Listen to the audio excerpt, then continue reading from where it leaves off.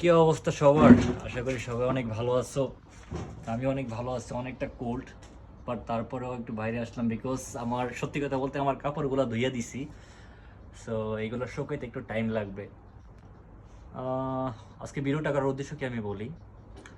অনেকে বলে ভাই এখানে এসে আমার টিআরসি দরকার, এই দরকার, সেই দরকার।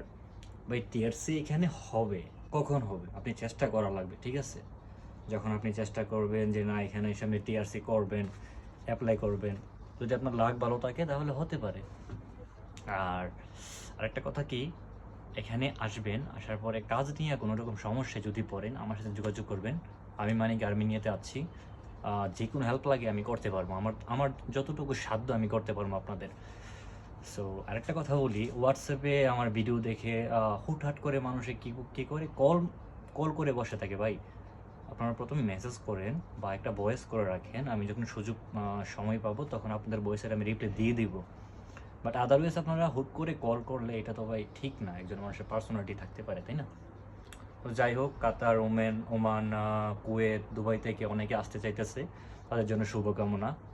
আর আমার দুজন ভাই আসতেছে 24 তারিখে, সবাই তাদের জন্য দোয়া করবেন। অ্যান্ড আজকের জন্য এইটুকুই।